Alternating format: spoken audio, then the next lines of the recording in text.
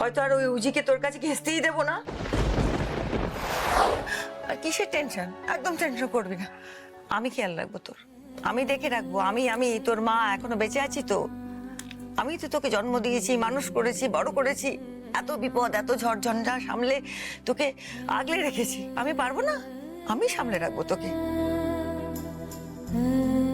দেখিস, বাড়ি গিয়েও না আমি কারোর হাতে তোকে দেবো না, কাউকে দরকার নেই তো আমার, আমি একাই যথেষ্ট।